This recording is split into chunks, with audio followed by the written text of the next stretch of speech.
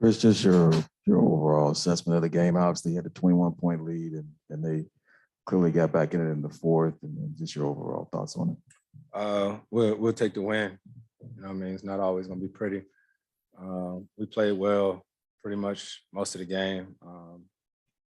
We'll look at film tomorrow and see what we need to do differently for game two. When with the offense being the way it was flowing in that first half, what do you attribute that to the most? Is it just the ball movement, guys making shots? How would you assess that first half, the way you guys were scoring? I don't know. I gotta go back and look at it. I don't remember, to tell you the truth. When I'm in it, I'm in it. I don't remember too much till I go back and look at it. Last thing I had was DeAndre, the way he started the game and taking advantage of the mismatches. How important was that, his initial start to the game? It was real important, but I think the biggest thing was our defense early in the game. You know, when Jay got going early, we sort of looked like ourselves, you know, as far as sharing the ball, guys making shots. And yeah, it worked. Chris, to your point, how much does that defense to offense transition kind of help you guys, especially at the start of the game? It helps a lot, but you know, we got to defend. That's what we instilled on all season long. You know, they got up 39 threes. So just, you know, keep trying to slow down the other guys. You know what I mean? We know Luka gonna take his shots or whatnot, but just try to make it tough on him.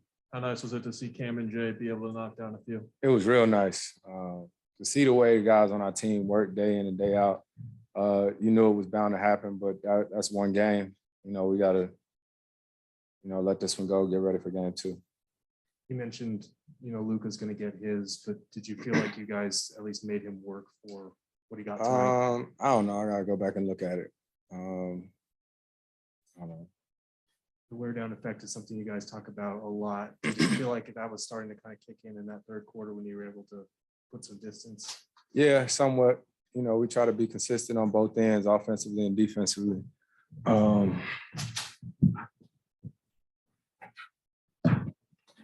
Our thing is we just want to defend, you know, rebound and run and pass up good shots and great shots.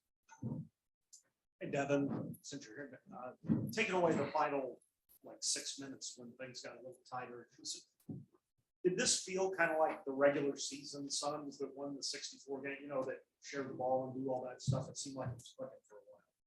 Yeah, I think we did a better job of that. You know, of everybody making plays for each other. I think we still miss more shots than we usually do, but we like the looks that we were getting. And you know, I heard Chris just say it, like we hang our hat on the defense, and that's the Suns team from the regular season. So, you know, I think we picked it up in that area, which you know led to early success for us in the game.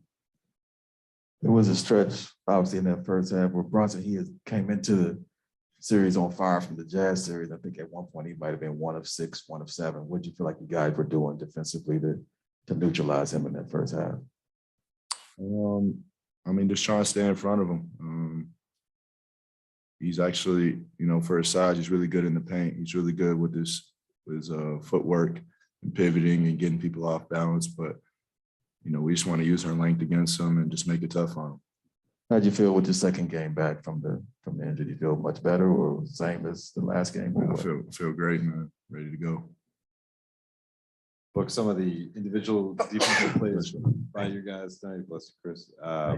The closeout from Bridges on Bullock and the strip that JaVale had. Mm-hmm. What does that do for the group to have those type of plays be in the context of the team defense?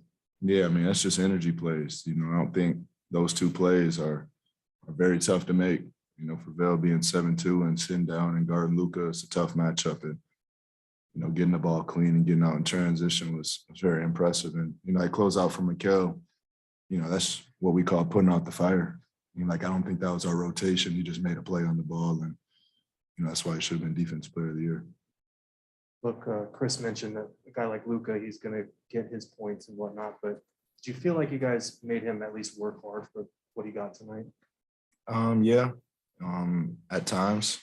The thing is, you know, we trying to slow down a little bit of both of him, you know, making, you know, his teammates better also. You know, so he does a good job of slow stepping in the lane and you think he's gonna shoot and he sprays it out for a three. So, you know, we're trying to keep it all contained and just make it tough on them.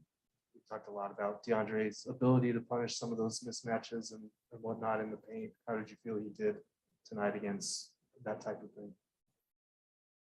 I mean, very good. You know, he's a beast down there. And he proves it night in and night out. That's what teams try to go to versus us. Just have 5 guards out there and switch it 1 through 5, and that's just time to punish them.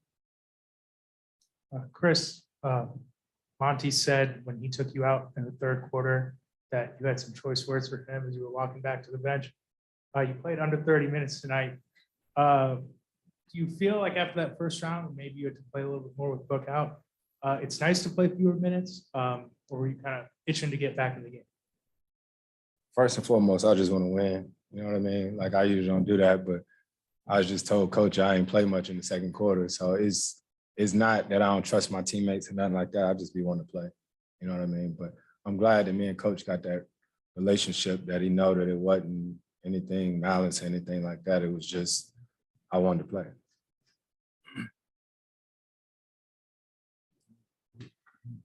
Just you guys, for both of you, 2 years ago, you had the COVID season in the bubble. Last year, a shortened season, you played until July. Book, you went into the Olympics. How much of that cumulative effect has anything to do with where you are right now? Where are we right now? Just, just playing out the season here, full NBA season, Yeah. into the playoffs. Yeah, I think the biggest thing for all of us is we try to stay in the moment. You know what I mean? We worry about the right now. We can't worry about what was last year. And honestly, you know what I mean? We grateful to be in the situation that we're in, and we just trying to, push forward right now. Does it have any cumulative fatigue factor or anything like that? I don't think so.